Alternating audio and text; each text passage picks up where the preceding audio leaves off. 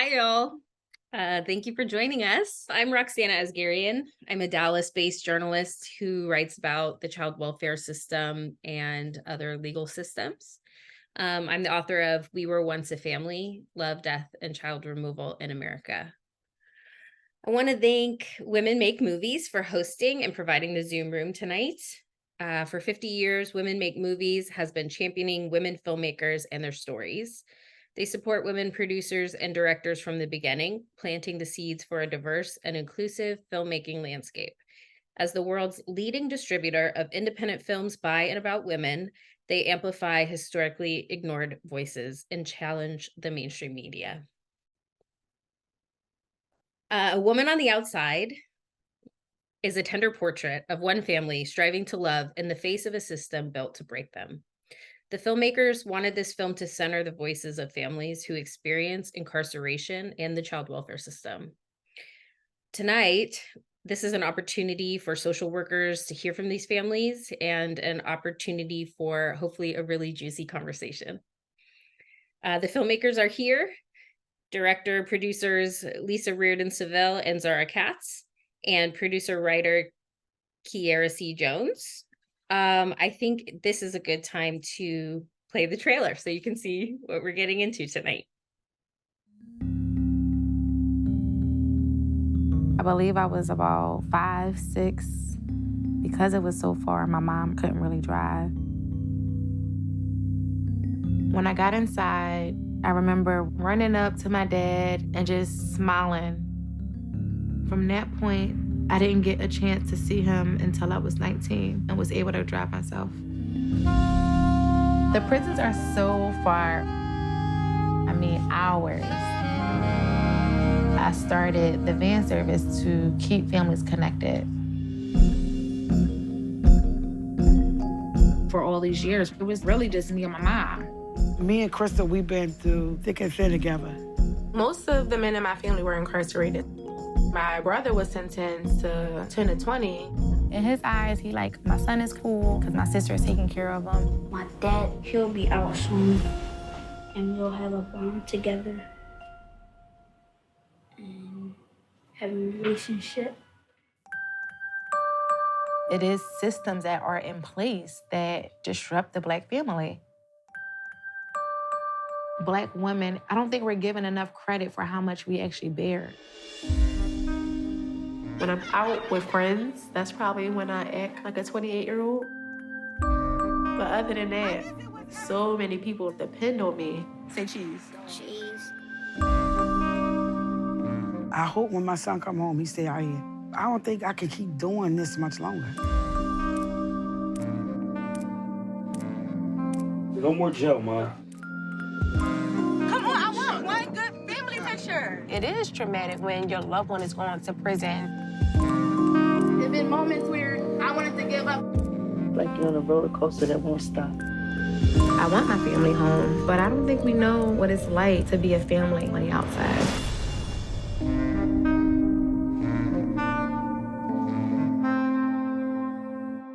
Okay, I'm going to introduce our panelists tonight. Our first panelist is Kristal Bush. Kristal is a campaign organizer, social impact strategist, and community outreach advocate in Philadelphia. Kristal is the subject of the documentary A Woman on the Outside. Hi, Kristal. Hi, how are you? I'm great. I'm so happy to do this tonight. I'm excited. Okay, so our second panelist is Darlene Burke. Darlene is the founder and executive director of 10 Toes In, an organization that supports, educates, and empowers couples during and after incarceration. Hi, Darlene. Our third panelist is Xochitl Guerrero. Xochitl is a licensed clinical social worker and a PhD candidate at the University of Illinois, Chicago, Jane Addams College of Social Work, where she serves as an adjunct professor in the graduate social work program. Hi, Xochitl. And last we have Angela Tucker. Angela Tucker is a Black woman adopted from foster care to white parents. She is the author of You Should Be Grateful, Stories of Race Identity and Transracial Adoption. and is the founder and executive director of the Adoptee Mentoring Society. Hi, Angela. Hi. And we have a couple special guests tonight. We have the filmmakers, Zara Katz, director and producer, who is a filmmaker and photo producer who is currently photography director at NBCnews.com. And we have Lisa Reardon Seville, also a director and producer, who is an award-winning reporter and filmmaker, who is a senior producer at ProPublica. A Woman on the Outside is Zara and Lisa's first feature documentary. And then we also have Kiera C. Jones, the producer and writer, who is an award-winning producer, director, writer, and the proprietor of Cultivated Films, LLC. Let's play that first clip of the film, and then we can get to the questions. Hey, I'm running late. I just got my nephew from school. I remember in my high school yearbook, they said, "What do you want to be?" I want to be a social worker. I go to court and I advocate for different families. I keep families connected. Was your husband able to go to the doctor? Okay, because I had met with DHS and they're giving us until Monday. I knew from a child how much of an impact a social worker have on keeping the family connected. And that was just from my personal experience when DHS came to my house. I knew that that one person was responsible for me actually staying home with my mom.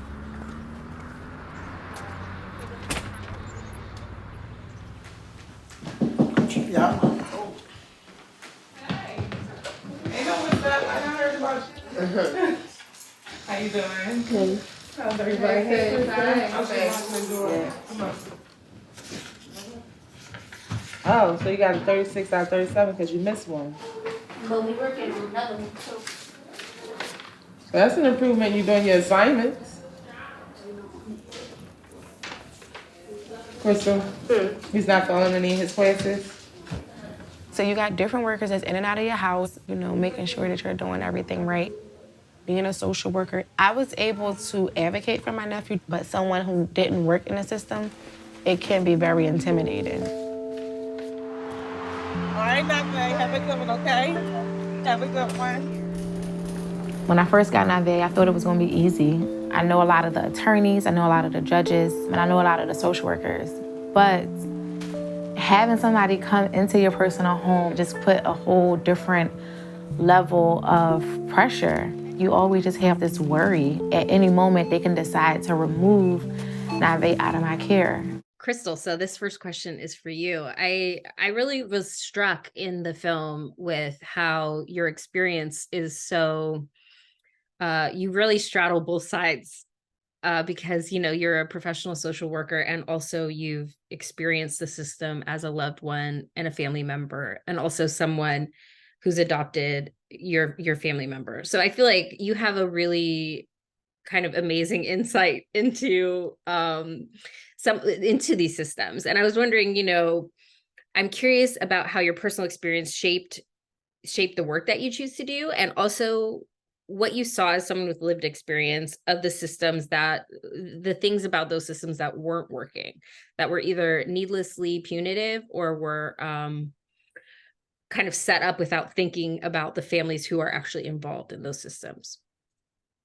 Yeah, sure. So like many of us that's on this call today, we did not choose social work as a career to make a lot of money, right? In fact, we chose it because of our own lived experiences. So for me at the age of 12, I had the decision of, deciding on becoming a social worker. Like I mentioned in the film, I had a social worker that came to my house. They received a phone call for some sort of abuse. And in that moment, I had the opportunity of really just interviewing with the social worker. And at the conclusion of her visit, she decided that I was safe enough to stay with my mother. And at the time, it was just me and my mother that was living in the house. But in that moment, I felt that the people who could have protected me were in prison. So my father serving 25 years, my brother that was serving 10 years, and then my oldest brother that was just in and out of prison. These are the men that really just could have protected me from this abuse. but wasn't there. So even at the age of 12, I learned that it was this system that was designed to really just break up the family. So what did I do? I went to school, and I remember just on the playground, meeting my best friend, Sakina. And in the 7th grade, I'm like, your dad is in prison? Oh, wow, mine is in prison too. So even as early as 12 years old, I was forming a community of just women and just people who can relate to me, just being a child with a parent incarcerated. Now I knew that, going into college, that social work was not going to be able to pay. My best friends, a lot of them are successful in other areas. Some are a lawyer, engineers. So while I was in college, that, motivated me to start the prison van service. I said, hey, I'm only going to be making like $30,000, $35,000 a year. I'm going to need, more money. So I decided to take my refund check, and that's how I started the prison van service. Now, at the time, I didn't think that, I just was filling a void that I needed. When I was younger, the prisons were so far where my mom could not take me up to the prisons to see, my father or my brother. So I really just was that person that I needed when I was younger. And when I was, starting the prison van service, I didn't realize how big this system were. I didn't realize how many children, had parents that were incarcerated. I just knew that, hey, it's 17 state prison. Well, it was 24 state prisons here in Pennsylvania. And I wanted to be like the public transportation for that. Now the business started to scale up. And as a social worker, many of my coworkers knew what type of service I ran. The judges started learning about the service, that I ran, and they started court ordering for children to be reunited with their incarcerated loved ones through my van service. So the business just scaled up, and, just going back into having an opportunity, within my own prison van service, going on a visits to, meet with my father. You got to think, I haven't seen him since I was 19, but before then I didn't see him until I was like 3 years old. So really just going into the prisons while I'm reuniting other family members, I was really, getting to learn my father, in those moments as well.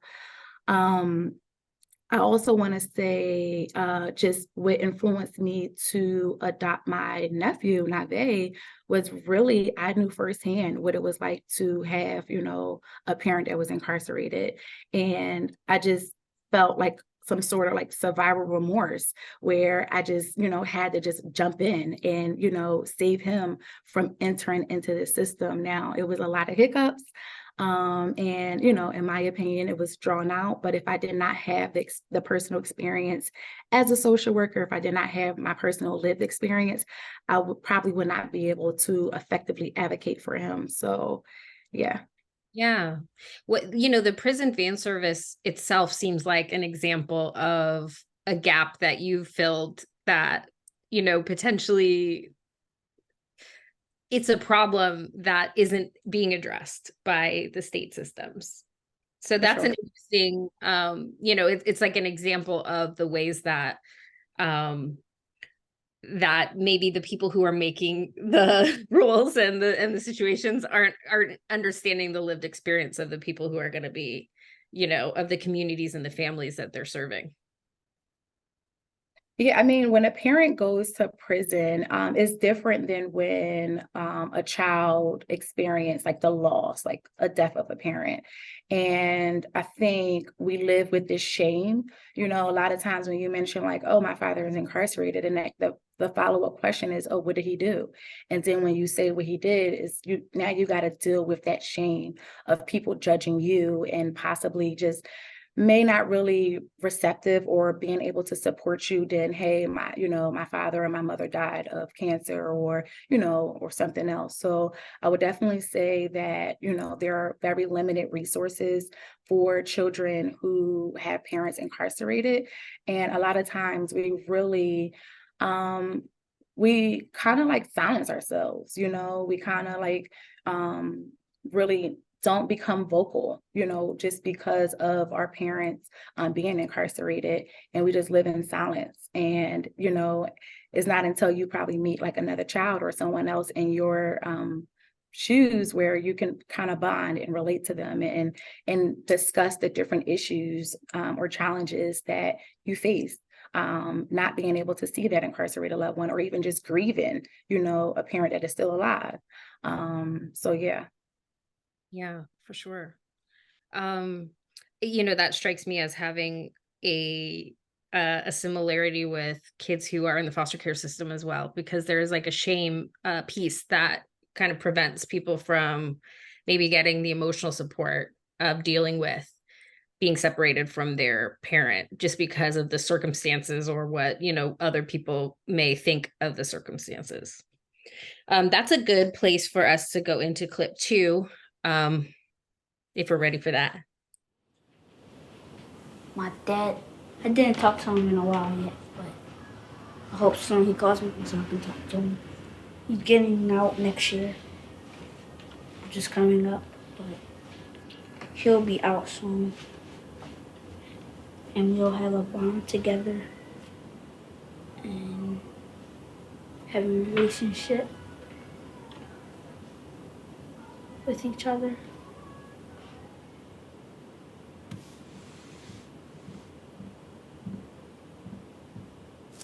Nave was in the 2nd grade when he came to live with me. Such a chill, laid back kid. My brother Jarvey, which is Nave's dad, is serving 10 to 20, and his mom is just in and out of prison, and we oftentimes just lose contact with her.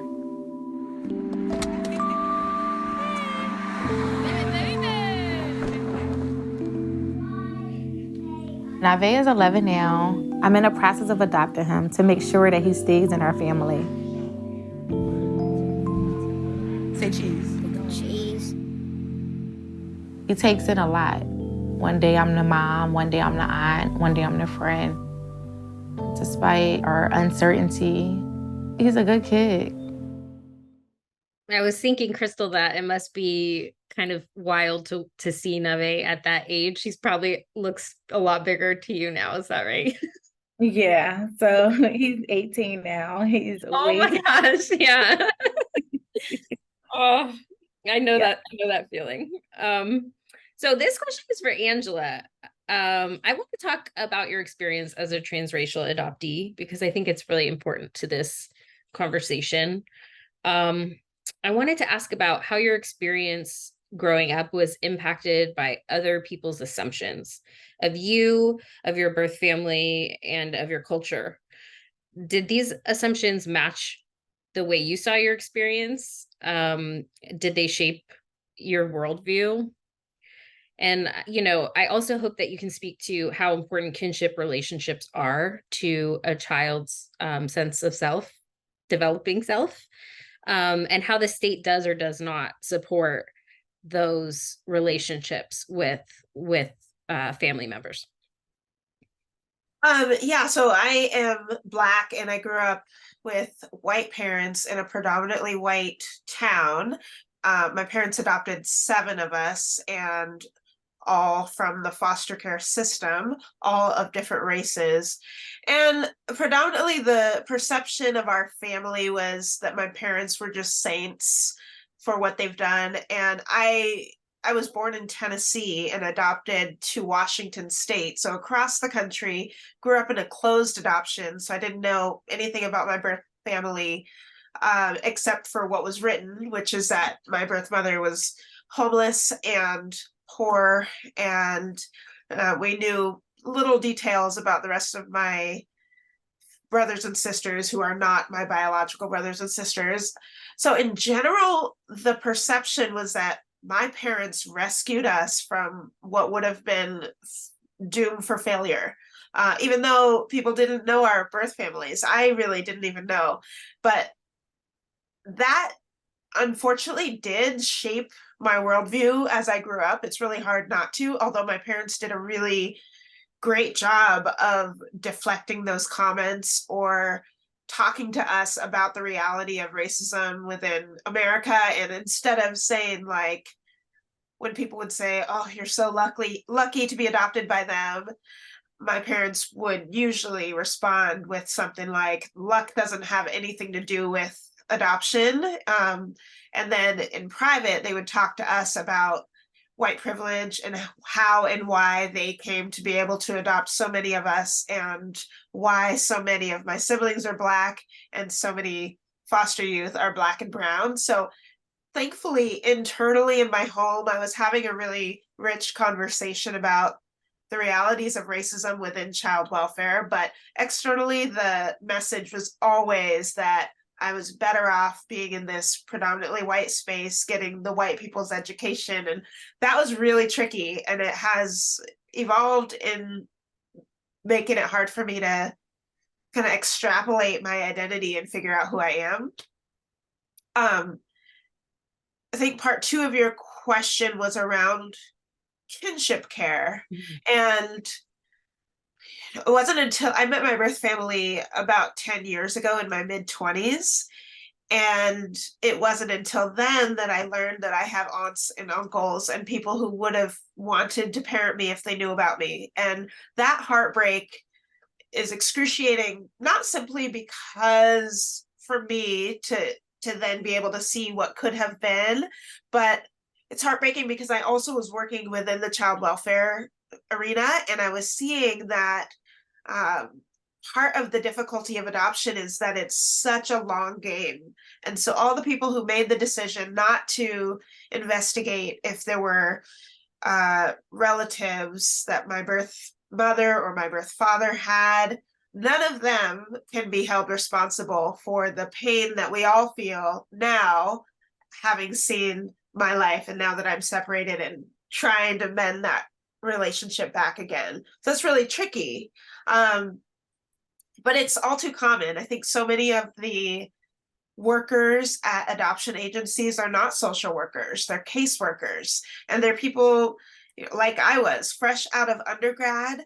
And therefore, our decisions around separating families doesn't have a lot of like evidence-based reality behind it.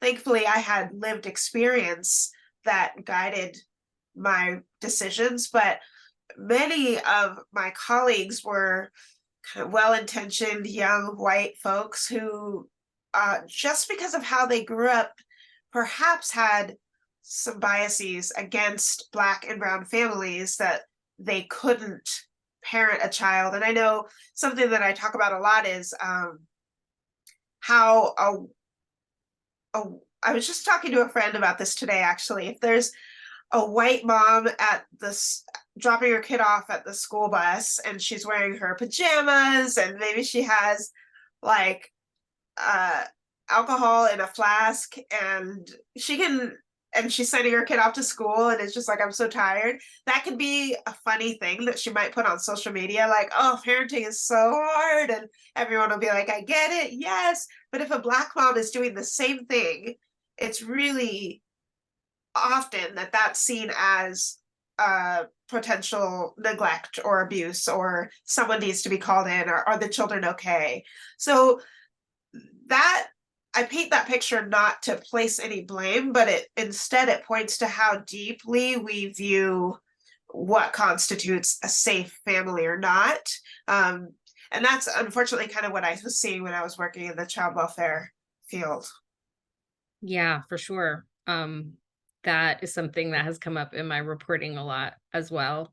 It feels like there's a lot of rules having to do with kinship placement specifically that are sort of hard barriers to get over for people even who, like, for instance, say you had a criminal conviction 20 years ago for marijuana possession or something. Like, in theory, that shouldn't be a reason to disqualify someone from taking in their kin, but it often ends up being something like that, like one thing that doesn't check a box or something.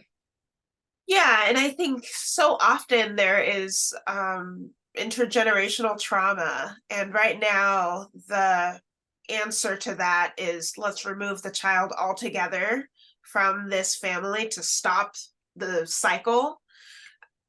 unfortunately, what I've seen happen is when we do that and remove a child and put them in a totally different stranger's home, that doesn't mean that that stranger is going to share the story of their family. So even though can be really hard with kinship care to learn about the details, your uncle is in prison for this, and then his child is also in prison for this, with a total stranger, this is the conversations I'm having a lot, are that the adoptive parents don't even want to talk about prison. They don't even want to go near it. So the potential for an open relationship is stunted because the family is uncomfortable with the very sphere. And that results in it's really hard for us adoptees to make sense of our identity if we don't know where we came from. For sure. And kids know when things are like touchy and they shouldn't bring it up. And so then they end up being like having all these questions that aren't being answered. This is a good place to talk to you, Darlene, I think, because your work with 10 Toes In focuses on the relationships between incarcerated and formerly incarcerated men and their partners and families. And I'd love to ask you about the importance of those intimate connections, primarily, and the family connections to those who are incarcerated. How much does the health of their relationships affect re-entry for people who've been incarcerated? Okay, well, Roxanna, thank you so much for that question. The intimate relationships and family connections are so important for an incarcerated individual. Everyone wants to be loved and supported. And the thought of while they want to be loved and supported while they're in the darkness of prison, right? People who are incarcerated look forward to staying connected to their loved ones via the visits, the family visits. We have family visits here in California where, the wives can go and spend like 2 and 3 days with their husbands on prison grounds, bring food, cook food, those types of things. So we're blessed in that way. Staying in contact with them through the phone calls, through the pictures and so forth. By staying connected to their intimate partners and their family members, the incarcerated person feels that they are not forgotten. And their partner and family loves them enough to visit, accept the phone calls, take pictures on the outside and print them up and send them to them in the mail. This means a lot to the incarcerated person. When they experience these acts of love and care, they want to better themselves. They want to show their family that they appreciate them by the acts that they're doing in prison, right? So what they end up doing is they get jobs while they're incarcerated. They go to school while they're incarcerated. They facilitate groups. They volunteer with projects because they know these things are helping them to become law-abiding citizens while they're still incarcerated. So in essence, the intimate relationships and the family ties mean almost everything to an incarcerated person. These relationships help them to become better versions of themselves. Now, when we're talking about how much does the health of the relationship affect the reentry for people who have been incarcerated, intimate relationships play such a major role in the reentry community. I always tell people, if you have the right person on your team, you can build an empire. If you have the wrong person on your team, that may be a ticket back to prison or jail, right? So let's put it into perspective. One of the main reasons that people recidivate here in my state, California, is because of domestic violence. So most men who have been incarcerated did not have a healthy relationship or a healthy relationship role model, right? Typically, they were raised in abusive homes, neglectful homes, homes where parents were absent or on drugs or possibly incarcerated. So this is what they saw growing up as a child. A great deal of these men learned how to interact with a female counterpart from what they learned from their home environment and from the streets. So how do you expect a formerly incarcerated man to be in a healthy relationship if he has no idea of what that looks like? So you have an organization like 10 Toes In where we actually go inside the prisons and we teach the men how to be in a healthy relationship, how to communicate effectively, how to do conflict resolution and things of that nature. Unfortunately, many men don't have those type of tools when they return to society. So that causes havoc in their relationship. So life is really about the relationship building, and our formerly incarcerated community has to be proactive in learning how to establish healthy and productive relationships, not only with their intimate partner, but with their family members and with the community as a whole. The relationship component is a crucial component of successful reentry. Yeah. Yeah, and then it sort of strikes me, like with Kristal's fan service, that there are sort of structural barriers in place to maintaining regular contact and regular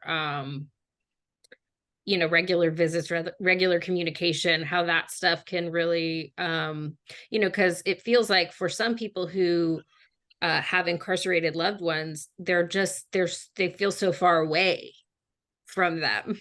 And that Yeah. seems like a big hurdle for an intimate partnership specifically. Well, one thing that they have implemented in California is that all of the phone calls are free, thank God, because they used to be very expensive. And Yeah. they're starting to implement tablets inside of the prisons. And so now the incarcerated community, they can now FaceTime, they do video chats, they can text. I mean, all of these wonderful things now that helps keep them connected to their family. Yeah, for sure. And I'm sure that makes a huge difference. Absolutely, it does. I mean, because the women are definitely going to see them. I mean, any given weekend that you go into a men's prison, 90 to 95% of those visitors are going to be their intimate partners. Yeah. Yeah. Wow, that's really cool. Okay, so this next question is for Xochitl. You get a really interesting view because you're teaching the next generation of young social workers. And I'm curious about how young social workers in the field are sort of dealing with the tension that within the field as it pertains to working within systems that many of us have come to understand as harmful. So I'm talking about the prison industrial complex, and I'm also talking about the foster care system, because many aspects of that, of both of those systems, are felt by the people in them as really harmful and traumatizing. I'm curious about how young social workers are meeting this tension between sort of more social justice oriented social work and like a more individually focused social work, and how you how you express that to your students as well. Great question. I think for starters, I would say it's not only young social workers, I think it's even seasoned social workers that experience this type of conflict. It's a controversial kind of position that we occupy in terms of working within systems that cause harm.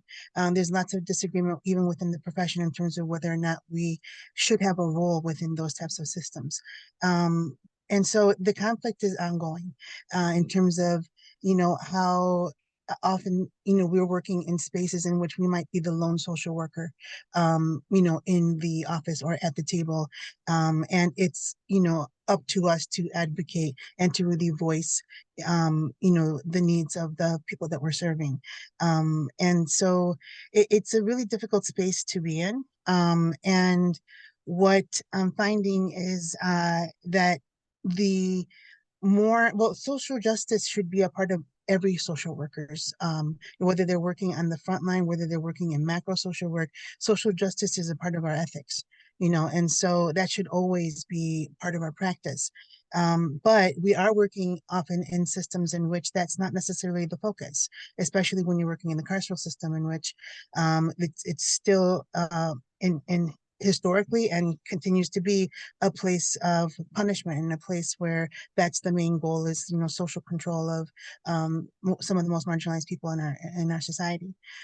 So in order to, really prepare students, and I really am very grateful to be in that position of being an influence on the next generation of social workers, is, to keep in mind that, there's a certain approach that we have to have in working in these types of environments. And the approach, above all, has to be something that's anti-racist. It has to be something that's anti-oppressive. And it has to be something that's done with cultural humility. No matter how much knowledge we have as social workers, it's an iterative process. It's ongoing. There's nothing, that we're going to be able to learn that's going to, you know, signify that somehow we've reached some type of cultural competence. That's a fallacy. And we have to continue to keep in mind that the only expert in the interactions that we have with system impacted individuals is the individual. And even in that sense, those individuals are not they're not the spokespeople for everybody who has experienced the situation. And so it has to be very, interventions have to be crafted with the needs of the individuals in mind, not to meet our agenda and not to meet the agenda of the institutions. And that's a really hard thing to do, because we're working in spaces in which we may have to have conversations with folks while there's correctional officer standing 2 feet away. So the whole issue of, confidentiality becomes, something that we'd love to prioritize, but can't. So yeah, I feel strongly that we as social workers need to be in these spaces, especially because there are folks working in the system that are not social justice minded, and they're not having that focus of anti-oppression, liberatory type practice. Yeah. I'm wondering how you try to bridge the trust gap, right? How do you earn trust of people who are experiencing systems as being harmful, as particularly when you're under the sort of the bureaucratic rules and stuff, right? So if you, for instance, you mentioned you're there and the corrections officer is right there and you can't keep things confidential. I'm curious about how you work within that to build trust with people. Mm-hmm. It's such a wonderful question. I was thinking about it earlier. And throughout the week, actually, I've been thinking about that. I had some students that I was talking to just last night. And we were talking about, how do you establish rapport when you're working in spaces in which the go-to is to not to trust anybody who's working in those institutions, and for good reason, right? So by extension, we become untrustable people working in the same systems. And so, the work has to be done in a way that you're able to establish rapport.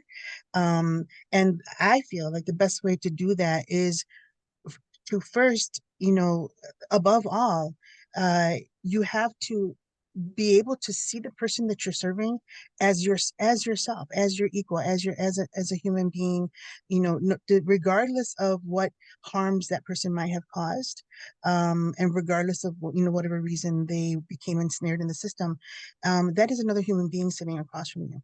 And that human being, believe me, after having worked for 10 years in carceral settings, they will know when you do not see them in that way.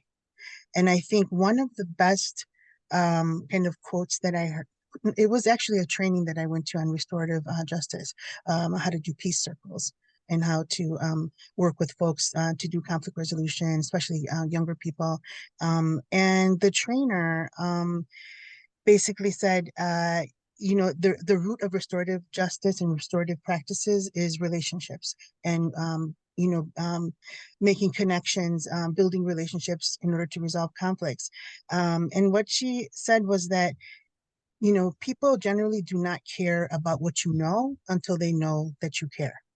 And so if they do not sense that you care, actually genuinely care about what they're going through, they'll know it, and they may not necessarily tell you, but they will not continue to engage with you.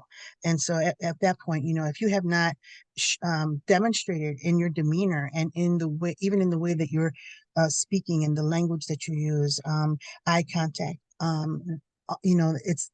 you're not going to be successful in being able to serve that individual. I think that's really powerful. It's like very elemental, but so I think that part gets kind of overlooked. And there's, again, with the layers of bureaucracy, I think sometimes people are kind of snowed under with a lot of the things that they absolutely must complete and that it ends up in my experience as a reporter, I know that it's been hard to build trust that with people because they don't know me, like why would they trust me? Just like I wouldn't trust a stranger right away, but I feel like we sort of forget about that in the crush of moving quickly and getting through the paperwork and all of that. Cool. Okay. So this is a two-part question for both Angela and Darlene, and you guys can take whatever, however you want to split it up. But I'd like you guys to speak to the myths and misconceptions about incarcerated parents, and how that impacts their ability to parent. So these are sort of outside forces that end up getting in the way of those human connections. So Darlene, many of the women in relationships with incarcerated men are parenting, and often sort of solo parenting while their partner is incarcerated. How does incarceration affect that? Oh, it definitely affects it because being in a relationship with someone who's incarcerated is very challenging, right? And so when you're parenting, sometimes you're away from home from your child and you have to find a caregiver to, make sure that child is okay while you're away. And even if you decide to take your child to go and see your partner or their father, right? The child is like, why are you here? Why can't you come home with us? Those types of things become traumatizing, for the child. Let's even talk about the financial part of your partner being incarcerated and how it impacts your household. There may be things that your child may want or your child may need, but because you have these other expenses relating to your partner, your child may not be able to get those things. And that becomes a challenge, right? And then you have mom who's trying to balance life, who's trying to balance, her profession, who's trying to balance her personal life.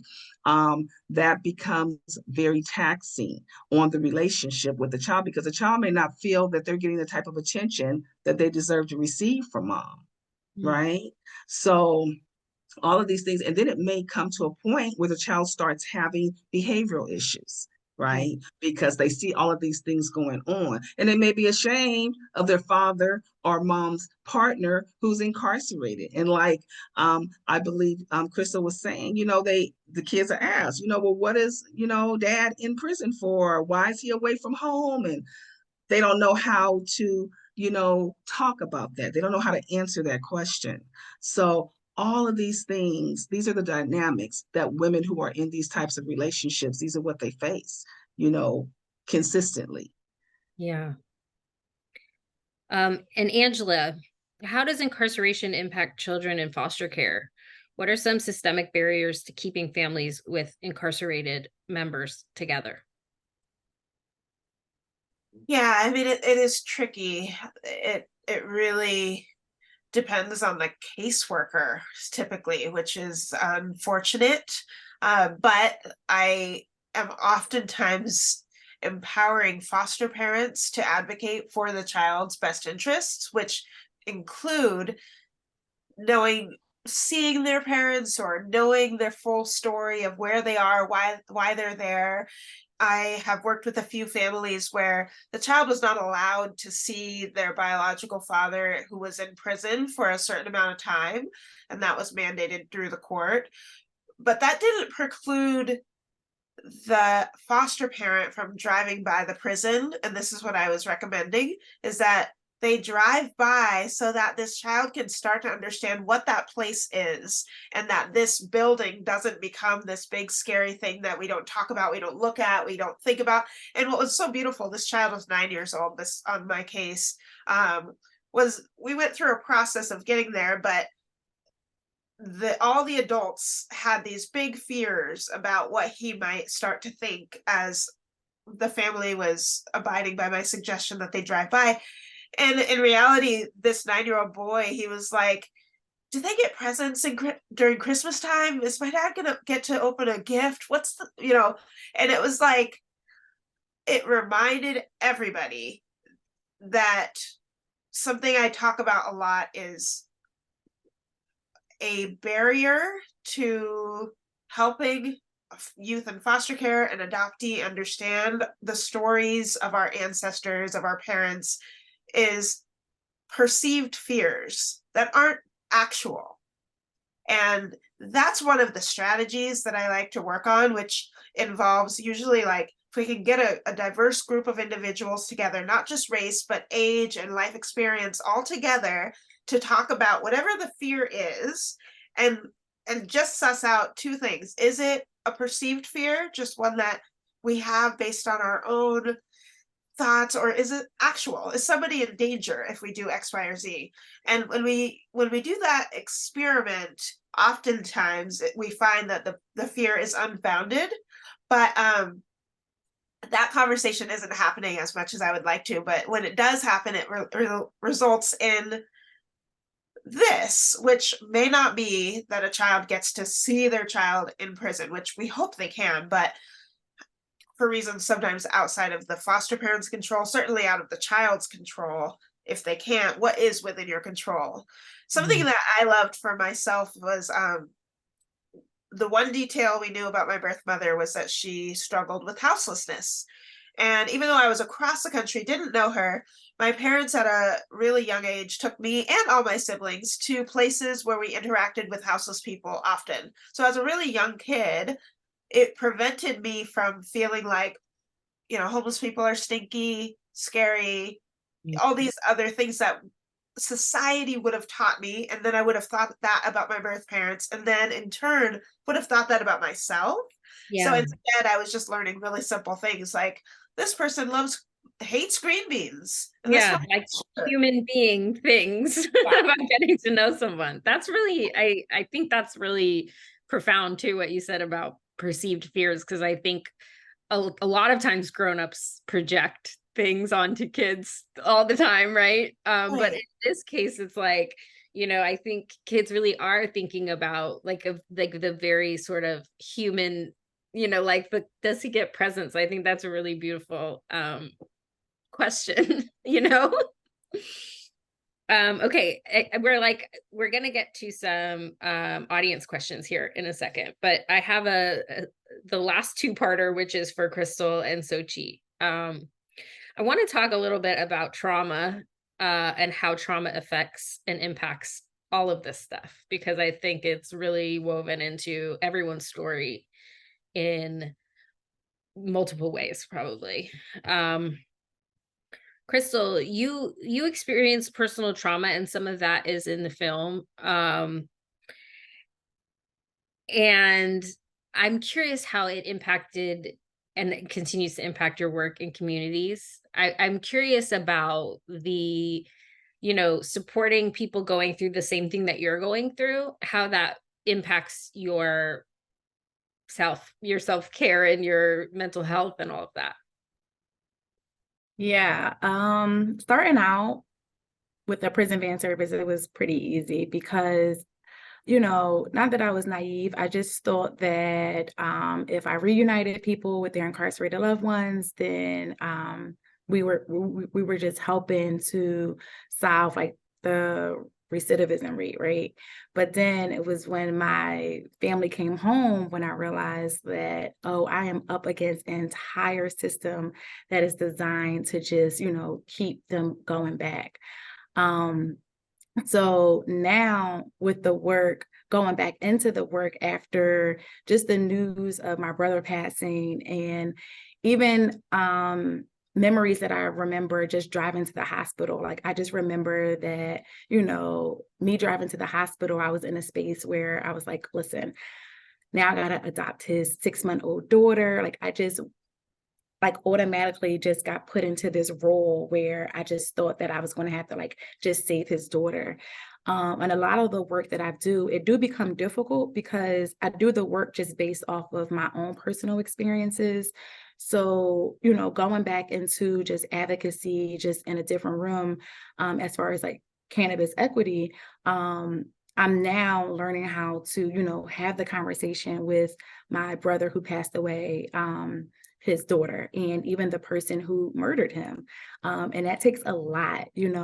I think a lot of times we do this work without, internally, figuring out how we can heal ourselves. So it took me about 3 years to just get to this point and to be in a space where I can now work with families who were impacted by the gun violence.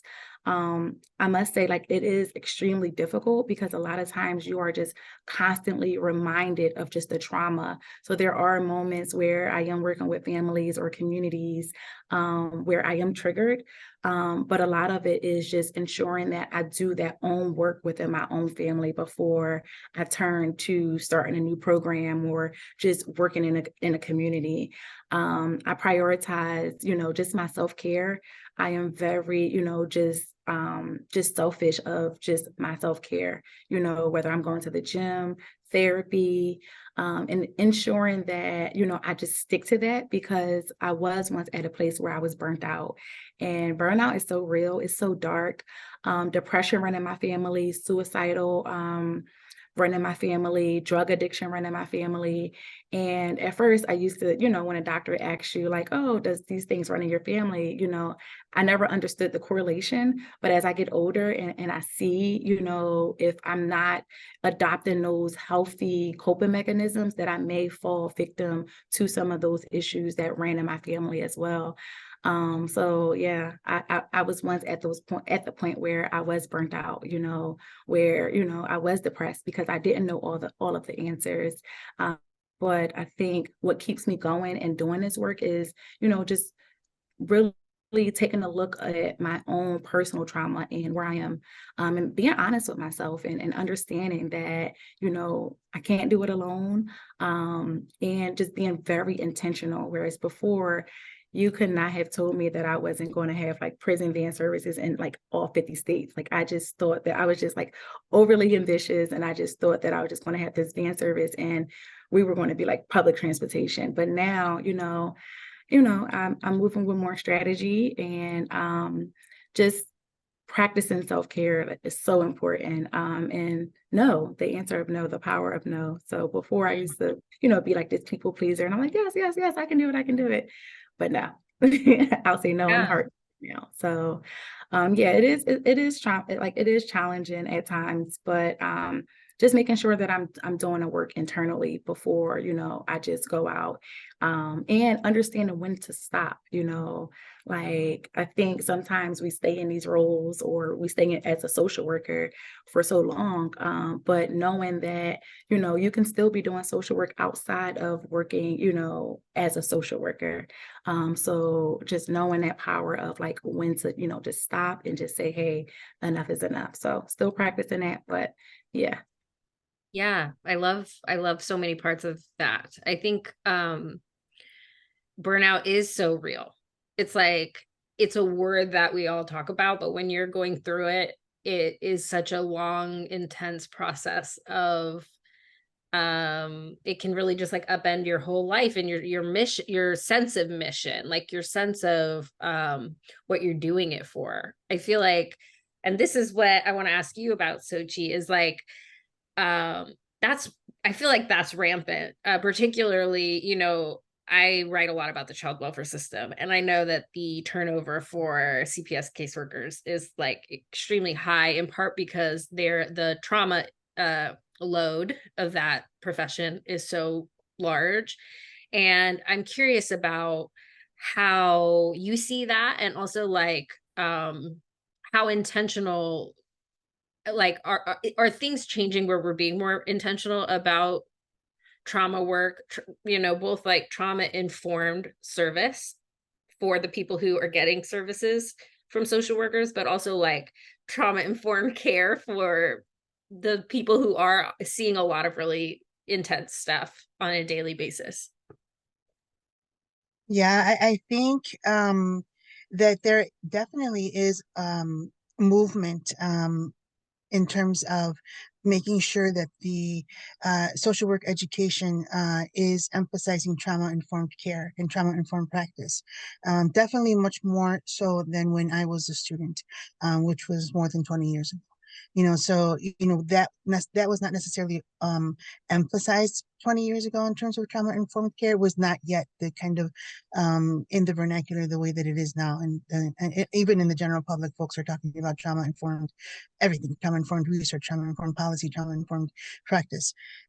What I definitely do not hear and experience as much of is how that relates to social workers themselves, in terms of not only secondary trauma, but vicarious trauma. So vicarious trauma, being the trauma that you absorb in the work that you're doing, which that by itself is, oftentimes what leads to burnout, right? Like you just absorb, and that's really kind of our function, as social workers, is to lighten that load. That's part of, our service. And it takes a toll. It takes a toll on the body, on the mind, on the spirit. But then related to that is the secondary trauma. And as Kristal was mentioning, many social workers go into the field because something in their lives has motivated them and inspired them to do this kind of work. And oftentimes those life experiences have been traumatic life experiences. And so it's kind of like the elephant in the room, where we are very aware that many social workers have pre-existing traumas that they've perhaps healed from and perhaps not. And so, especially when you're about to embark in a field in which most of the people that you serve are going to be trauma impacted, and not just once or twice, but an ongoing life of trauma. And so you couple that with either the trauma that you've experienced in your lifetime, or the trauma that you have yet to experience, because we don't know, what happens on our own life trajectories, right? And so I in every class that I teach, regardless of what the actual class is about, I do take time, at least even if it's just half a class, to talk about the importance of addressing secondary trauma issues. And we are not a profession that mandates anybody to heal themselves before they serve others, but it definitely should be something that folks are thinking about, because working, especially in fields like the child welfare system, in carceral settings, me myself knowing what child protective service workers and social workers encounter every day, I would never sign up for that job. And this is coming from somebody who has worked in carceral settings for a long time, seeing what I have seen, things that are unspeakable, things that are unmentionable, blood that has been shed that I've seen, that just horrible stuff, stories that I've heard. I still would not sign up for that job. It's just so intense. And same thing working in carceral systems, that, you can't even really commiserate with other social workers when you do that work, unless they are actually doing the same type of work. Like you can't commiserate with a dialysis social worker about what you just saw in a jail or prison. It's almost like to reiterate it is to re-traumatize yourself and re-expose yourself to that. So there has to be not only the self-care that Kristal was mentioning, definitely so important, the self-care in terms of taking care of you, but I feel like the self-care is almost putting too much responsibility on individual social workers, because we as a community have to have some kind of collective and community care. We can't wait for somebody to look like they're about to have a breakdown and then reach out and be like, are you doing okay? As supervisors in the field, we have to be looking out for our supervisees. As educators, we have to, call that, perhaps call someone into conversation if we're noting that somebody seems as if the content, the learning material in itself is beginning to traumatize folks. So all of these things, that we can do to reach out to one another and create a community in which we're going to thrive and be able to serve others. Because if we're feeling isolated, which is often the case for social workers, is that you're in there doing the work, and on that front line, and you literally don't have the time to really even collect your thoughts. Let alone write your notes on time and all of the other things that are related to that. But yeah, it's if we want to be in it for the long haul, we really have to work together as a community of people that are taking care of one another. Yeah, I think what you said about part of your service is lightening the load of the people that you're working with. And then like who's doing that service for you? Because you're lightening loads of a whole caseload of people, right? It strikes me like, Lisa and Zara, I'm sure that sort of like touched on some things for you, but like, yes, as a person who writes about certain heavy stuff, it's not every journalist I could go to for a beer and to talk about it, because it can end up being like you're explaining something that is like beyond someone's scope of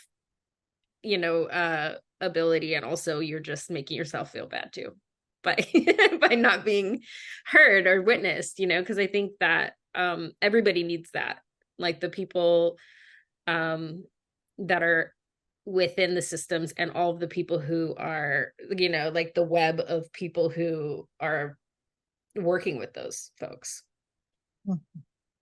Okay, so we are getting close to, I think it's just a few minutes before the Q&A portion for the audience. I have one more thing here, which is sort of very brief calls to action. Do you think we have time for that? Like if you guys have just like a couple sentences of things that you would like to impart to the audience, either like what they can take from this or things that they might be able to do in support of some of this stuff that we've talked about.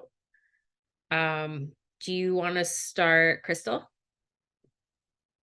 Yeah, sure. My call to action is really just pay it forward. A lot of the work that I've done when I was a social worker, of course, we have like that 3-month training. I went above and beyond what was on my training. If I had a client that needed clothes, I tapped into my own network of friends and community and just got those extra resources. So I would definitely just say, really just pay it forward and really just be that person that you needed when you were younger. Like I said before, a lot of us, we are in this, industry because we like really our own lived experiences. And if we really just treat our clients or the people that's on our caseload as if they were our family or our own, and really just go above and beyond while taking care of ourselves, really just to advocate, because like what I've learned in that courthouse and a lot of the judges and a lot of the people who are in a courthouse, really the social worker is the most important person that is in, the hearing. And the judge once told me, like, hey, do you know that you're a witness, for the state? And when I say that motivated me to just go above and beyond and just advocate for my families. Just because I knew that, I was so powerful, but yet I was just a witness, for the state. So my call to action will really just be, just pay it forward.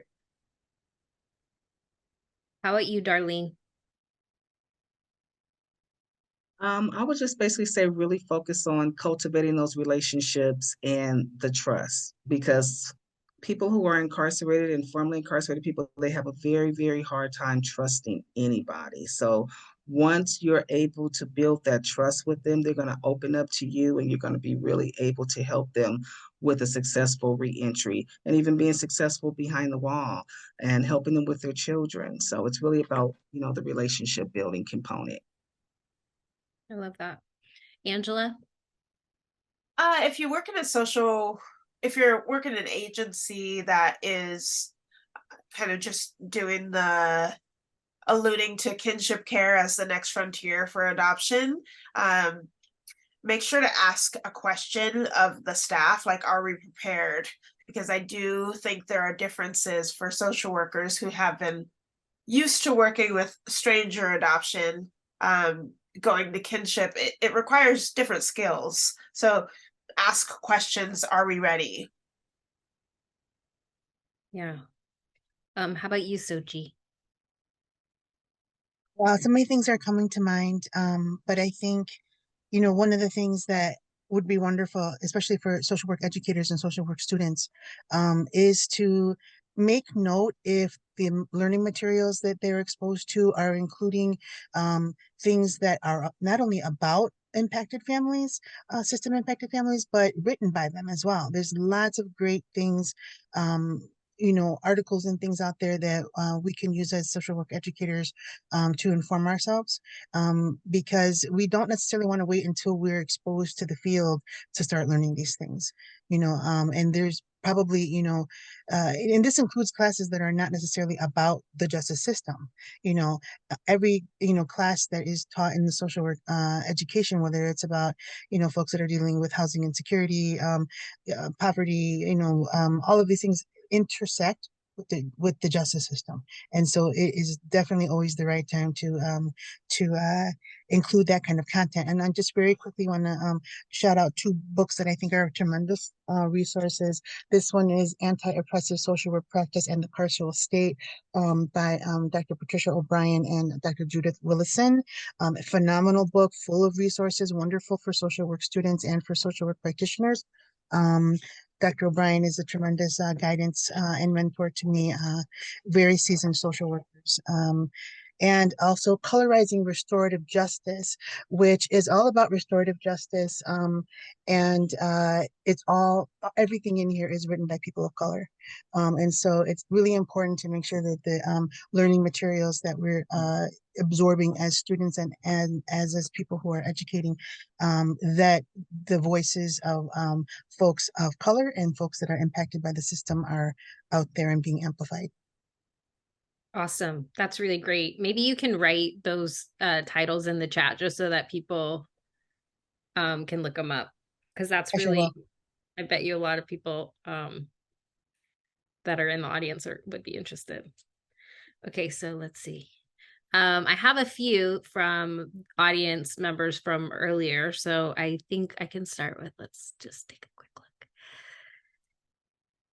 look.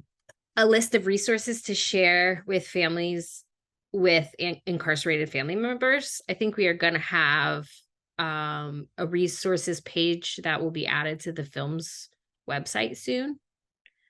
The film's website is womanontheoutsidefilm.com, and I can put that in the chat too.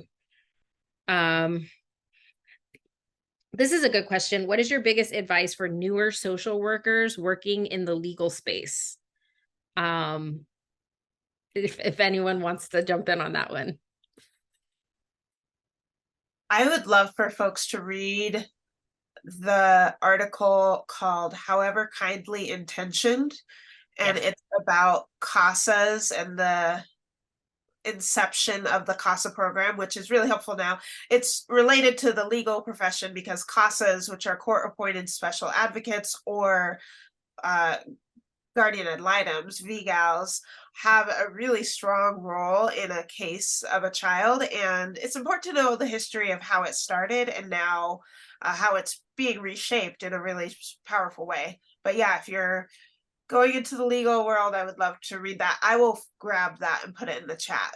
Yes, I second that. That's a really, I got that question a whole lot on my book tour, which was, where was the CASA? What was going on with the CASA? And I think I should have that. I should have answered how you answered it, because I think there's a lot there that, it's asking a lot of volunteers, I think, to do some of this work. I think it's asking a lot of everyone. The work is very hard and taxing. But okay, let me see. there is a question that says, what is the best way to change the narrative about people coming out of prison so that they may be welcomed and supported?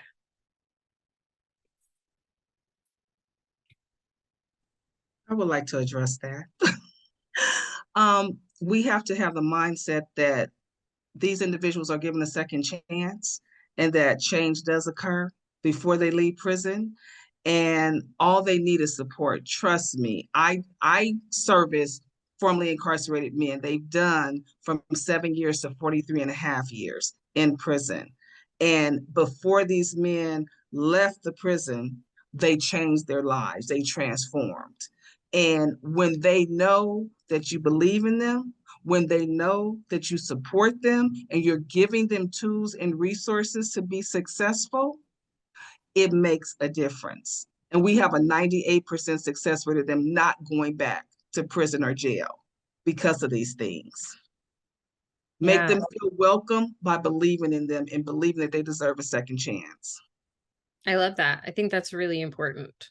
And this is a good question too. What should support for families look like if they have an immediate family member or members who are incarcerated indefinitely? So that's a different, a set. I would assume that it's a different set of circumstances than if you know that there's an end date.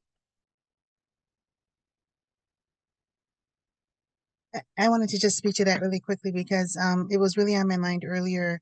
I also teach at the correctional facility here in Illinois, and I was talking with one of my students, my student who's also my advisee, and was sharing with him that I was going to be on this panel tonight and talking about this topic. And so we were talking, and I said, so what would be, what's the biggest thing that's needed in terms of helping to keep relationships intact for folks that are on the inside, especially for folks that are sentenced, have life sentences, which he does. And he said, well, the very first thing that needs to happen is for family members and friends to have the desire to see us. And it really, every time after all these years, I always think, something's, my heart has been crushed, in terms of the things that I'm hearing from folks. I'm thinking, that I cannot possibly hear something that's going to crush me again. And it really did crush me in terms of hearing him say that it's not that family and friends don't want to see their loved ones, but at a certain point, they have to distance themselves because they can't keep re-exposing themselves to that type of grief, like what Kristal was mentioning in terms of this ambiguous grief and this anticipatory grief in which you're trying to keep connected with somebody who literally doesn't exist anymore, because certain, in most, I think, prisons and jails, they're not set up, they're far from home. There's no transportation, definitely not kid friendly. I walked into the one where I teach last week, and they were target practicing, so that as you're entering the visitor's entrance, there's nothing but gunshots that you're hearing. I mean, it's incredibly unsettling, and just kind of seeing signs that say, if shots were fired, lower yourself, like with sniper signs. And that's signs that kids are seeing when they go for visits, at least here in Illinois. And so, he said that, and, he said that, out of sight, out of mind. And I think somebody in the chat was saying, that's exactly what happens is folks on the inside they get disappeared, and so of course, as a protective measure, many friends and families start to distance themselves and have surrogate parents on the outside, in which they're now replacing their parent on the inside with someone who can provide that in-person support and that in-person affection. Because you can't, I think Darlene's program is so wonderful because they offer those type of extended in-person visit overnight. That doesn't happen here in Illinois. There is no such thing as in-person overnight, I should say extended visits like that, not for, kids either. And so, and if they are available, they're available to very few kids. So yeah, I think it's, they're forgotten about, folks on the inside are forgotten about, they're out of sight, out of mind. And then family and friends start to no longer have that desire to see them. Yeah. That's really hard. There's a question. I'm sorry, Oh, Roxanna. you go on ahead. I just wanted to say that this is real basic, but it's very powerful. Hope, right? Because when our family members are incarcerated, they lose hope. So we, as their advocates, we can continue to give them hope, because here in California, laws are changing every day. I just had 2 LWOPers, life without the possibility of being paroled, come home within the last couple of months, who were in my class at Ironwood State Prison. So when I first came into the prison, I said, every last one of you are coming home. 80% of those men were lifers. 6 of them are home. Wow. 6 of them. So when they feel that somebody believes in them, it makes a difference behind the wall and here in reentry. Yeah. There's something. Oh, if I was going to pipe up, Darlene, that message of hope, I also think about like the role of the system, because Kristal, you can speak to this, but when your dad was violated, you had built a relationship. He was finally stable. He was working. He had a place to live. And then a parole officer sent him back, and it was really hard for you to go up to see him. And I think it was your hope that had really struggled against the system. And when the family's hope or a child's hope, for instance, gets crushed, it gets hard to maintain that hope and also support the person inside. And I think that's the role that, whether it's a child welfare system or the prison system, the family has to keep hoping up against a system a lot of times, and that can take a toll. So, Kristal, I'll let you speak to that, but I know that you were depleted at some times. And also maybe you can speak to your relationship with your dad now. Yeah, honestly, I'm actually holding back tears. So if you see like my eyes got watery, I'm holding back tears because, I'm in a space right now where I'm encouraging my nephew. He's 18 years old. And I'm encouraging him to go and see his father. His father, my brother, is back in prison. And it's in me of how I was when I was 19, where that's when I found out that I can go up to these prisons and visit my father by myself. I don't need, a parent or guardian. And I'm holding back tears because I feel like I lost hope. Lisa, why would you do this?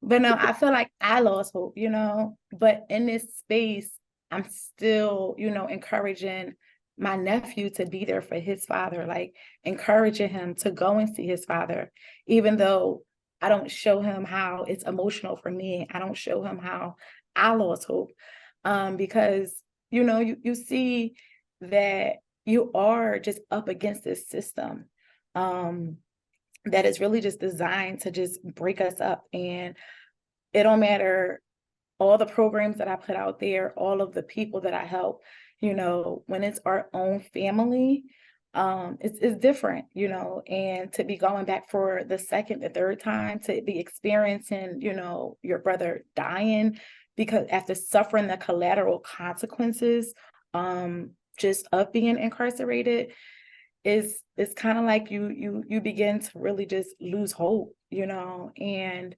I try to stay encouraged. Lately, I've been reaching out to the victim's family because the victim wrote my van service. I know the mother, I know the brother. Like the brother was my brother Sully at one point. So when you start seeing how just small this world is and just how it's just designed to just put us against each other and just really just be at war, like even with my father, like our relationship right now is great. Like it's great. He always calls, he checks on me. It's still that worrisome that I get. If he's calling me at 11 o'clock, I'm like, what happened? Like it's just like that constant worry that something happened. And it's just hard, it's hard to be going, it's hard to be going through this again. when I felt like, yeah, you know, all the men in my family are home. Like, we're going to move past this. And to be able, like, I'm counting down like the months and the days of when the trial is going to happen. And just making sure that I'm preparing myself for the worst, you know, it may be life. And really just being that caretaker for my nephew and gearing him up. Like, it's just me and you. Like, you know, it may not be, you know, like, you can still have a relationship with your father, but out here in these streets, it's just me and you. And it's hard, it's difficult. And I'm in a space where I really did lose hope. But I'm, you know, committed to just doing the work, you know, just on myself and making sure that I'm not just operating just out of just my trauma. And I'm not really just passing trauma on over to the people who I do serve. So yeah, I'm in a space where it's very uncomfortable, you know, did the work and I thought I had all the answers, and, you know, I've been proven wrong by my dad, you know, going back to prison for selling weed socks, and by my brother just going back, you know, for getting into something.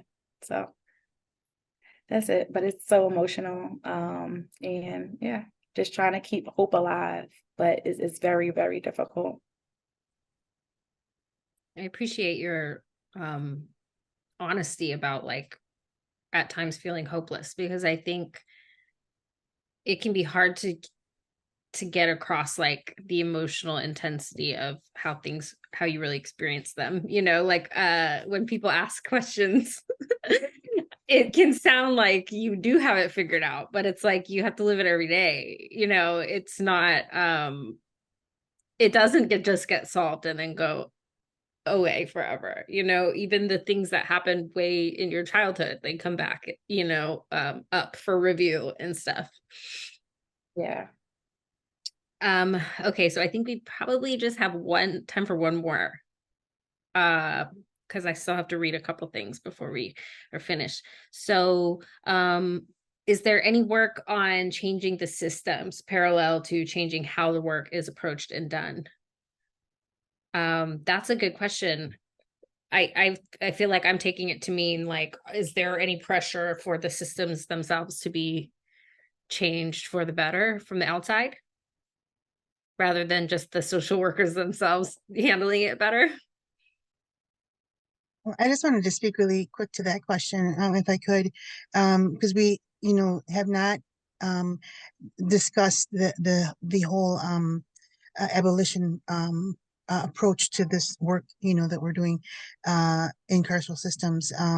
And it's still a word and a concept and a practice that lots of people are kind of not ready for in the field, because it's very politically charged, and a lot of people hear that word and hear, you know, defund the police, which, you know, tends to get conversations shut down, you know. And so people are hesitant to talk about abolition in terms of abolishing prisons and jails, but it's very, very closely linked to abolition in general in terms of all systems of harm, including the foster care system and child protective services.